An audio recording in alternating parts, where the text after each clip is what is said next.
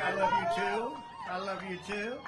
And we wanted to make this stop. We came a little bit out of our way, and I said, we're going to come here, we're going to talk about that horrible scene that we witnessed not so long ago where there was a lack of law and order and people that have no clue what's happening, right? But I've traveled to Minnesota to meet with small business owners who were victims of the violence, mayhem, destruction on the streets of Minneapolis. And for these brave patriots right over here, these are a couple of groups of the Maine, and we have a lot of them back there. We're going to see them the next time. They're all lined up, but we appreciate you being here very much, and you're going to say a few words. And really, I say words of strength and words of encouragement because what they've been through is incredible. But for these brave patriots, all they wanted was to live the American dream. That's all they wanted, to start a business and a family, to give back to the community that they call home and that they love. The fact is they love our country, and our country loves them, and we want to show them about that. And that's why I came, and that's why I stopped, and that's why we're here to see all of you, but to be represented really by these incredible people. So thank you for all you've gone through. Thank you very much. Well, the city's liberal mayor refused to defend its citizens, which was incredible. Their lives were destroyed while the leadership of the Democrat Party cheered. Their dreams were burned to the ground. We all witnessed it. We all saw it very vividly on television or wherever. This is the difference between us and Joe Biden, Mayor Jacob Fry, and Governor Tim Walz. Weakness is also the currency of your liberal Senator Tina Smith. And you know, she's now running against a great gentleman. So Jason, get out there and vote for him. Get out and vote for Jason. You know that he's going to win. You see, the polls are about even. And that's a big step. He's a great candidate. He's going to do a fantastic job. Get out and make sure he wins. If we can't win now, nobody can win, because what you went through so stupidly that they allowed that to happen. And this is a Bikers for Trump. Thank you. I saw you do that. I saw. He just turned around to show Bikers for Trump. They're all over the place. Thank you. Thank you, fellas. Appreciate it. My message to Minnesota is clear. I'm here to help you. We will bring back law and order to your community. We will bring it back, and we'll bring it back immediately. And you know, the words law and order are words that Democrats don't like to use. They don't think they're politically good.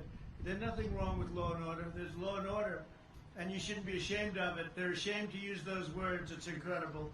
As president, my goal to restore safety to our streets and to help these innocent Americans rebuild their lives and rebuild their lives very quickly. That's what I'm here for.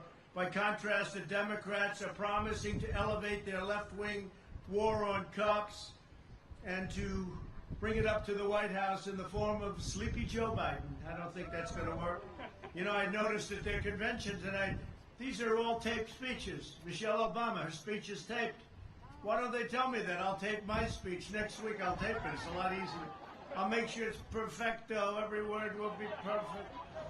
If I don't do it, I'll give it 5 or 6 goes. I'll say, pick the best one. What is this? They're taping their speeches. I just learned that her speech is taped and that most of them are taped. I don't know. We'll have to speak to Republican leadership and say, let's tape those speeches. You want to go to a snooze? You know, when you hear a speech is taped, it's like there's nothing very exciting about it, right? So I just heard that coming in. I expected to see, you know, and Fox will broadcast them more than they broadcast us. You know that. We've seen the blueprint here in Minneapolis. The city recently voted to abolish the police department. They actually did. They actually went to that extent. These people, fools. And to take away your Second Amendment, they will be taking away your Second Amendment if they win, if Biden wins, as sure as you're standing. And he'll have nothing to do with it. He'll say, what is the Second Amendment? Would you explain that to me? That means they're going to take away your guns. And as sure as you're standing here today, if they win, and that's what's going to happen. Remember this, I am the only thing standing in the way of your Second Amendment. It's going to be either taken away or obliterated. And by the way, many other things, like we lower taxes, and like we lower regulations, and like we built a strong military, we take care of our vets, we have veterans' choice, veterans' accountability, and all things that nobody thought were going to be happening. After the riots in Minneapolis, Kamala Harris, you know her? She's the one who finished so badly that she was embarrassed. She ran out of town, and then they said, we're going to choose you for vice president. I mean, she finished so badly. She started off strong, day one. After that, everyone really understood her, understood what she represents and who she represents. And she went down like a rock in water, and she left town before the first vote was taken, right? Didn't she leave and quit? And also, there was nobody that was meaner and said horrible things about Vice President Biden than Kamala, even worse than Pocahontas, right? She was nastier and meaner and more vicious than Pocahontas. So now you have Kamala, who's very strong anti-fracking. In other words, your energy bills are going to go through the roof. They're going to love her in Texas. They're going to love her in Ohio and Pennsylvania. We're against fracking. Well, that's the end of those. I said before, George Washington could be running for office. If he's anti-fracking, anti-guns, and anti-religion, he's going to have a hard time. And he's going to have a hard time in your state, too, because you feel the same way we do. But Kamala Harris encouraged Americans to donate to the so-called Minnesota Freedom Fund. You know what that is? Which bailed out the rioters, looters, assaulters, and anarchists from jail.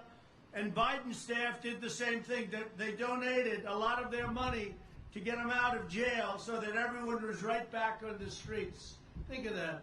This is what is running for office. This is what we're competing against.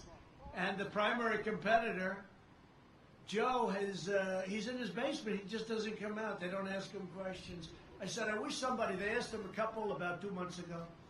It was like, hey, hi, are you enjoying your run? Yes. Oh, okay, good. That was the question. Are you enjoying it? They don't ask me those questions. I have people, their fire coming out of their eyes. But their sympathies lie with lawbreakers and with criminals. My heart is with law-abiding, hard-working Americans like these people. And my heart's also with the great men and women of law enforcement who are treated very badly.